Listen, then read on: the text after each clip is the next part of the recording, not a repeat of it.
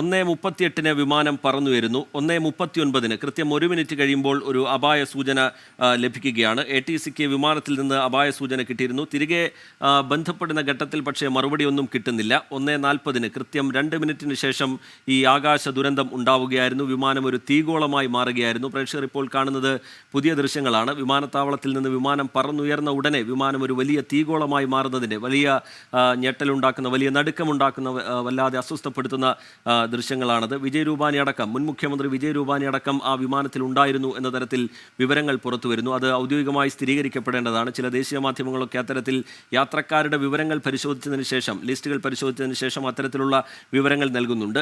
വ്യോമയാന മന്ത്രി അഹമ്മദാബാദിലേക്ക് തിരിക്കാൻ പോകുന്നു എന്നുള്ളതാണ് ഈ ഘട്ടത്തിൽ പുറത്തുവരുന്ന പുതിയ ഒരു വിവരം. അഹമ്മദാബാദിലേക്കുള്ള എല്ലാ വിമാനങ്ങളും റദ്ദാക്കിയിട്ടുണ്ട്. അവിടേക്ക് ആളുകൾ പ്രവേശിക്കുന്നതിന്, ഈ അപകട മേഖലയിലേക്ക് ആളുകൾ പ്രവേശിക്കുന്നതിന് കർശനമായ നിയന്ത്രണം, കനത്ത സുരക്ഷ അവിടെ ഒരുക്കിയിട്ടുണ്ട്.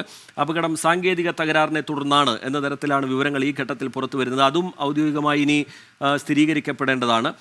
അതോ ഈ പറന്നു വരുന്നതിനിടയിൽ എന്താണ് സംഭവിച്ചത് എന്നത് സംബന്ധിച്ച് വിവരങ്ങൾ വരേണ്ടതുണ്ട്. ഈ ഘട്ടത്തിൽ അത് സാങ്കേതിക തകരാർ എന്ന വിലയിരുത്തലിലേക്കാണ് കാര്യങ്ങൾ പോകുന്നത്.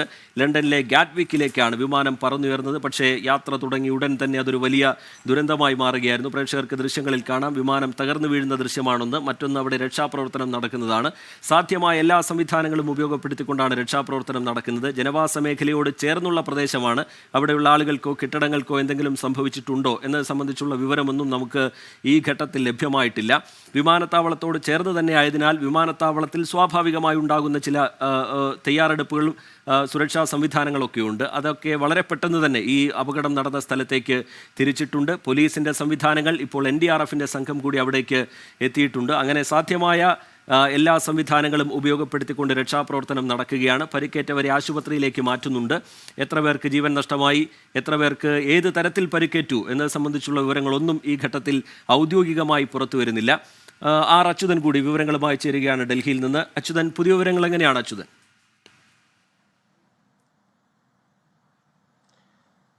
അർജിത്ത്, നിലവിൽ ഈ അഹമ്മദാബാദിലേക്കുള്ള വിമാനങ്ങൾ റദ്ദാക്കിയിട്ടുണ്ട്. ഒപ്പം തന്നെ ഒരു എമർജൻസി സിറ്റുവേഷൻ കണക്കിലെടുത്തുകൊണ്ട് ഈ വിമാനത്താവളത്തിന്റെ പ്രവർത്തനം താൽക്കാലികമായി നിർത്തിവെച്ചിരിക്കുകയാണ്. ഇനിയൊരു അറിയിപ്പുണ്ടാകുന്നത് വരെ നിലവിലെ പ്രവർത്തനം, അഹമ്മദാബാദ് വിമാനത്താവളത്തിന്റെ പ്രവർത്തനം ഉണ്ടായിരിക്കില്ല. ഒപ്പം തന്നെ ഈ വിമാനത്തിലെ 2 പൈലറ്റുമാരും അനുഭവ സമ്പത്തുള്ള, ഫ്ലൈയിങ് എക്സ്പീരിയൻസ് ഉള്ള പൈലറ്റുമാരായിരുന്നു എന്ന വിവരം കൂടി പുറത്തേക്ക് വരുന്നുണ്ട്.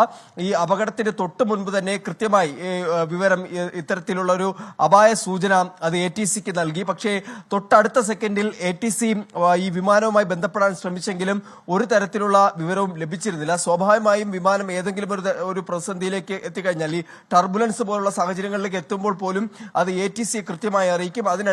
അനുസരിച്ചായിരിക്കും ഇതുമായി ബന്ധപ്പെട്ടിട്ടുള്ള ക്രമീകരണങ്ങൾ ഉണ്ടാവുക. എന്തായാലും അത്തരത്തിലൊരു അടിയന്തര സാഹചര്യം ഉണ്ടായതുകൊണ്ടാണ് ATCക്ക് അത്തരമൊരു മെസ്സേജ് ഫ്ലൈറ്റിൽ നിന്ന് തന്നെ, ആ വിമാനത്തിൽ നിന്ന് തന്നെ അവിടേക്ക് ATCക്ക് എത്തുന്നത്. പക്ഷേ തൊട്ടടുത്ത നിമിഷം ഈ വിമാനം തകർന്നു വീഴുകയായിരുന്നു. ലഭിക്കുന്ന വിവരം അനുസരിച്ച് പ്രധാനമന്ത്രി നരേന്ദ്രമോദി ഇപ്പോൾ സിവിൽ ഏവിയേഷൻ മിനിസ്റ്ററുമായി, ഇപ്പോൾ മന്ത്രിയുമായി സംസാരിച്ചിരിക്കുകയാണ്. അദ്ദേഹവുമായി എന്താണ് നിലവിലെ സാഹചര്യങ്ങൾ എന്നത് സംബന്ധിച്ചുള്ള വിവരങ്ങൾ ഇപ്പോൾ പ്രധാനമന്ത്രി നേരിട്ട് തന്നെ ഈ അപകടവുമായി ബന്ധപ്പെട്ട തേടിയിട്ടുണ്ട്. ഒപ്പം തന്നെ ഈ മുൻ മുഖ്യമന്ത്രി വിജയ് രൂപാണി ഈ വിമാനത്തിൽ ഉണ്ടായിരുന്നതായുള്ള ചില സ്ഥിരീകരണങ്ങൾ ഈ മണിക്കൂറിൽ വരുന്നു. അദ്ദേഹത്തിന്റെ ടിക്കറ്റ് ഉൾപ്പെടെയുള്ള ചില വിവരങ്ങൾ ഇപ്പോൾ പുറത്തേക്ക് വരുന്നുണ്ട്. പക്ഷേ ഔദ്യോഗികമായിട്ട് സ്ഥിരീകരിച്ചിട്ടില്ല. നിലവിൽ ഈ യാത്രക്കാരുടെ എണ്ണം പുറത്തു വന്നിട്ടുണ്ടെങ്കിൽ കൂടിയും ഈ എത്ര യാത്രക്കാർ, അതിലെത്ര കുട്ടികൾ എന്നതടക്കമുള്ള വിവരങ്ങൾ പുറത്തു വന്നിട്ടില്ല.